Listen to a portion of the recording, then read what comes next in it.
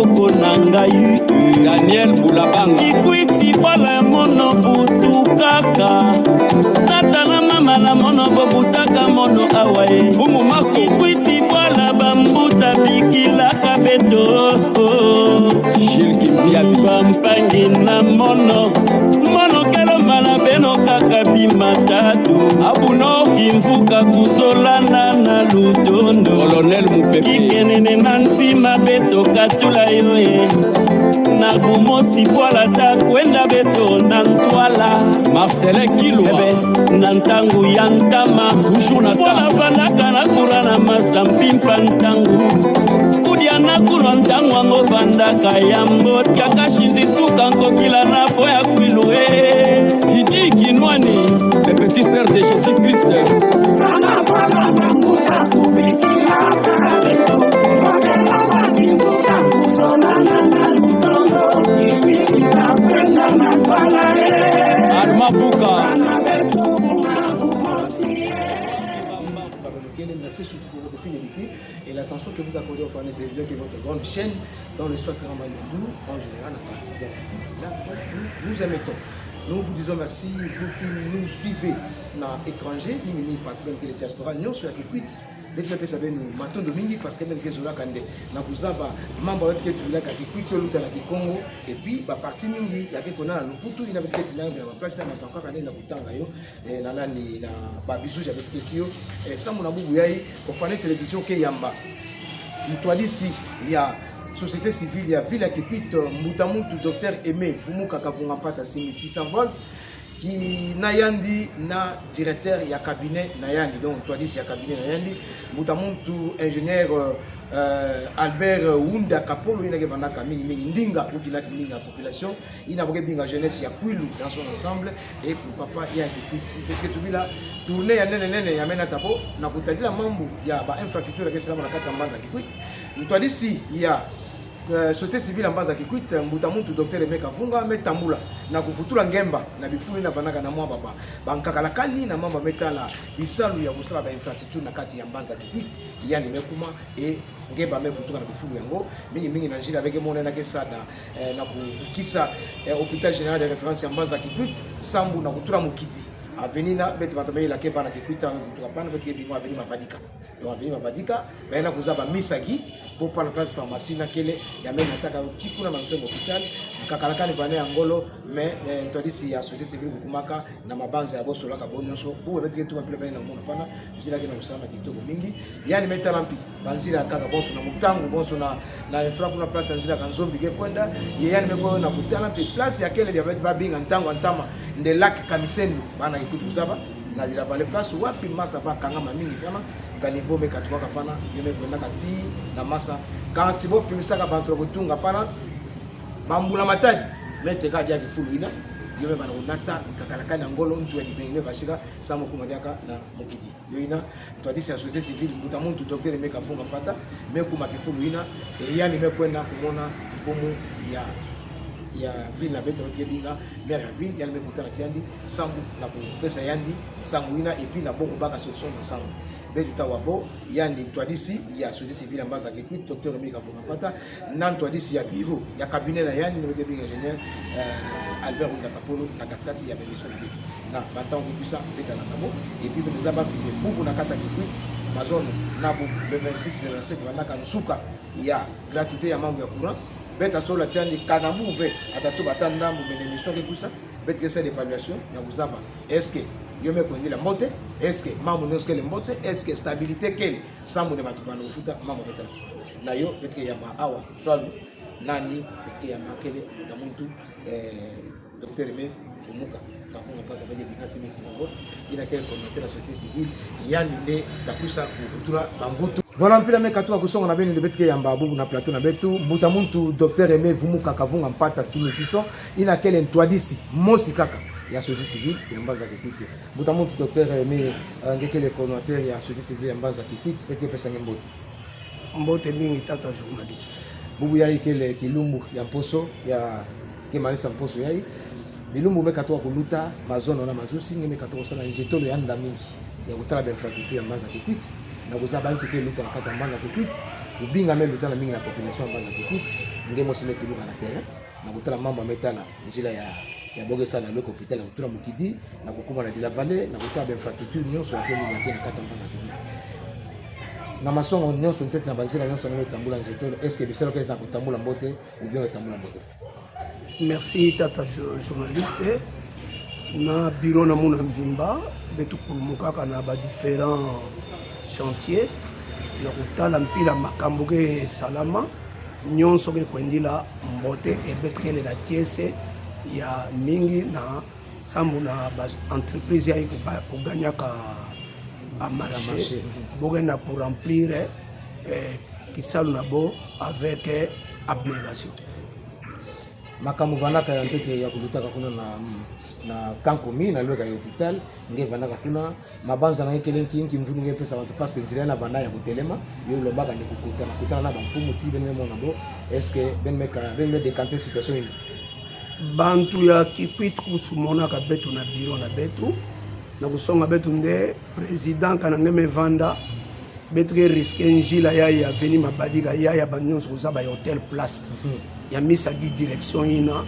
bisalu ke kangama sambu bokena kutunga ba terrasse me ba terrasse ngome kuma na ifulu mosi ba mapangu me basikaka mingi na direction alors banto mapangu ke buya na kuvutuka sa monjela kuluta ina kuvandaka déclaration ya population muzolaka kukuma sur place pour m'enquérir de la situation alors ntango mokumaka na sika ina betukutanaka na ingénieur au fait population kuvanda na information ve hôpital ntango botunga yo mungeza badiaka na 1980 abo vatunga clôture hôpital na époque ya directeur matamba betu bana fioti hôpital ku respectaka ba limite cadastrale ve hôpital ku vutulaka mir na yo na kati alors bantu kombo mona hôpital na ntango na pana ti sese bia kuna nyonso ukangama na hôpital kuvana lupa ba mapangu ve bantu kubigalaka na ngindu nde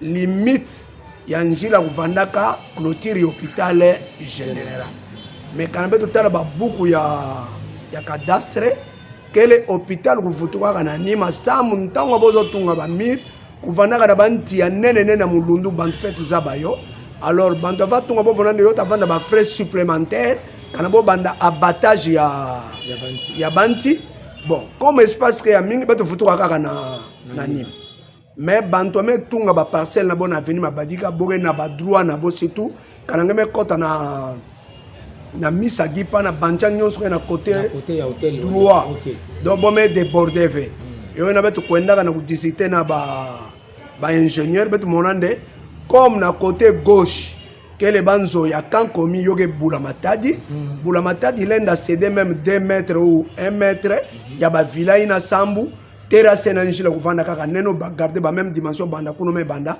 ti yoge ko bashika na boulevard na betu national qui m'a betu disita na bo yo yina et nous sommes mis d'accord na yo ba mapangu ya droite bota simba ba mapangu ya côté gauche et njila ta continuer bet me 80 pipana na bureau bet me mata na Sainte Marie na kutala dia bisalu ya Sainte Marie vraiment direction ya mutangu kena kuluata robe na yo yampa ba terrasse de part et d'autre boge na kutunga yo me kuma mpi presse na nsuka di bengi mpi boge na kufula na kuyidika yo usala bisalu na bo yoge kwendila mbote ti betu bakariaka diaka pana tina veni ya indépendance ya betre binga na kikongo kimpwanza betu metala mpi évolution ya ba travaux kena kukwenda toujours malembe mais sûrement sambu bantu na bampangi na betu ya kanzombi kuvanda désenclavé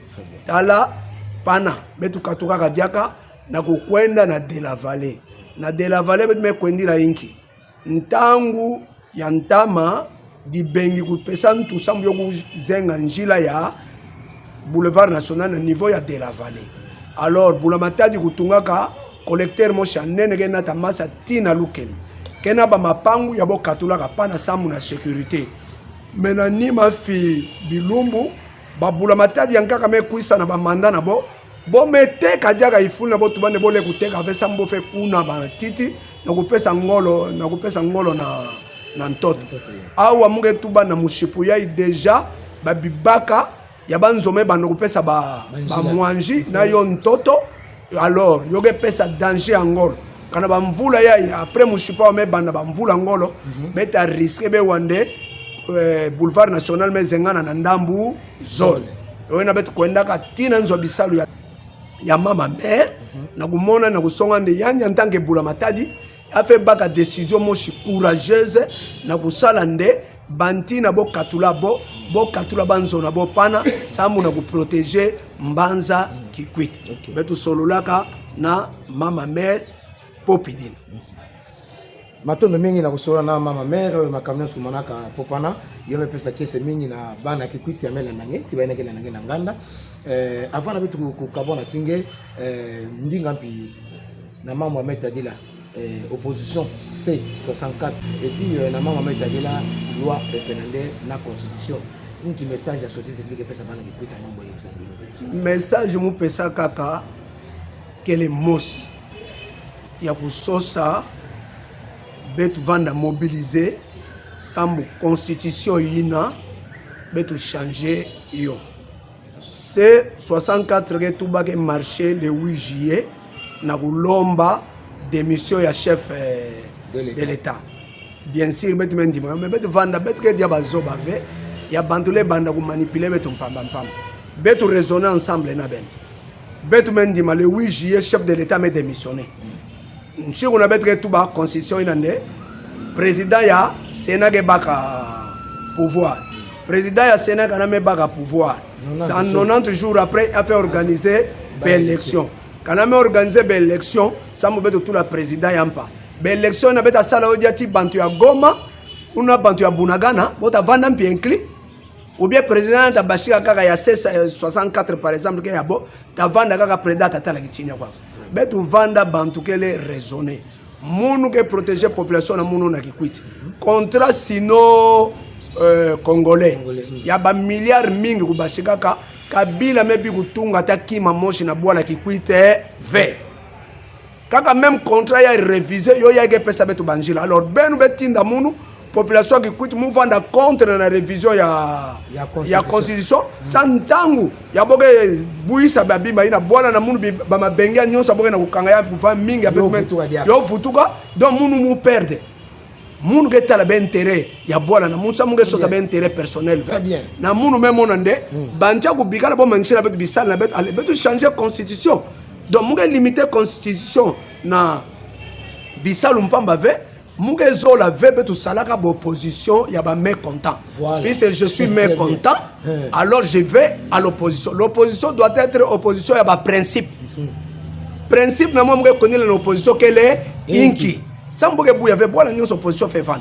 Opposition qu'elle est garde-fou ya ba débordement ya pouvoir en place. Mais opposition le gouvernement vende mouge ko ça l'opposition sans mounumpi kana ya katuka 20 soir bo modifier mandat ya tabaka dia ba mandat mingi munu tabada malanga mwana 72 ans kana baga bo yika ndo 10 ans muta kuka na 82 ans muta kuka avec kuma président non nous devons voir l'intérêt supérieur de la nation.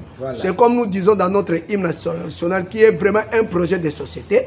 Nous peuplerons ton sol et nous assurerons ta grandeur. Net munu a déjà le jingu na munu ke ele ya kufua. Puis c'est même pour bénéficier nan chiayi ve.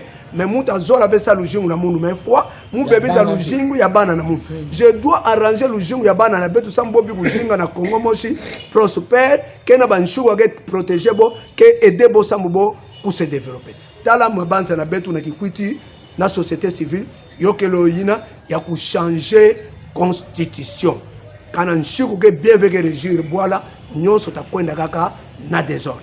Vous t'avez monté mais vous m'avez chrétien catholique pendant que on a le cas ya ben mon c'est bien on va payer ba monseigneur pendant que on a le cas non mon non c'est bon mais on a des membres constitution pour changer mais catholique catholique ne veut pas dire que mon muto a panirge ina ya berche metuba mo banda ko ulanda muta pesa ngembando moshi. Bon, nous avons été formés mais école ya munu vandaka ya beau format munu vandaka école ya pensée unique fait. Donc c'est-à-dire doit y avoir un débat. Faut me le kuisa ve ya banda kutuba samba ke le mfumu kuluntu de sala ya même atoke disumu mu banda kolanda yo. Ngeke za bande kan ngemetanga bill ya Nicolas V, Pape Nicolas V. Muntu ko institut esclavagisme. Ngeza ndi kuvanda Pape ya kupesa Espagne na Portugal ki yega yande bantu ndombe ke bonde ba mbishi bo ba marchandise bele kukanga bo beteka bo. Ese ina kuvaki mabien. Yo yai ku transformati na colonisation. Ngeke za bande na vers 1600 Galilée ke songa bandonde kele ntoto mundre balugaka na tout autour ya ntango. Pape kutuba yina kele e rezingeke kwenda contre ba loi ya nature ya nzambe. Or Galilée kuvana nzambe puis c'est Yesu que tout monde je suis le chemin, la vérité et la vie. Donc Galilée kuvana la vérité doit vana Yesu, mais pas pour vana Yesu. Ça pas pour vana la vérité. Donc les papes se croyaient intelligents. Bon kanga Galilée bo fouani. Bo excommunié en tête après bo fouani. Ngeza en 1992 Jean-Paul de Gaulle Mandolo dans la famille à Galilée. Mais déjà, même foi, il y a l'église catholique. Nous ne pouvons pas aller dans l'église catholique. Tout le pays n'a pas de génération. Nous avons bénéficié gratuitement. Et Boubou, il y a même temps que l'école a été longue presque gratuitement. Boubou n'a pas de temps à l'école.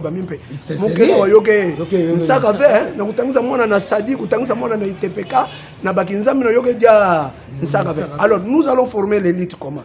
Bon, bantre tout le monde à côté il y a beau primé et réellement bon à côté ba primé que bon bande ça dit là sentiment là. C'est là nous allons à l'encontre où je peux même pour paraphraser Alexandre Biyidi qui va signer Zaboto Mongo Beti qui est écrit même les pauvres Christ des bombes.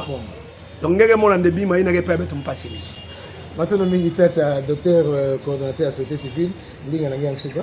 Ndinga na mona nsuka kele muge pesa muge zodi la luzingu ya mbote na bana ya Kikwit betme kuisa sambu na kusala kaka bebisalo ngoya ya société civile. Maintenant nous avons décidé que le changement c'est maintenant avec cette société civile. Kikwit ou kwenda na ntwala betu banda ku surveiller ba bula matadi comme la gestion de l'entité administrative doit être participative. De Bantonio sur Kota Sambu, il fait yosa la beau vivre na Kikwit. Bantonio sur Jinga Mbote. Merci mille. Maintenant le militaire docteur.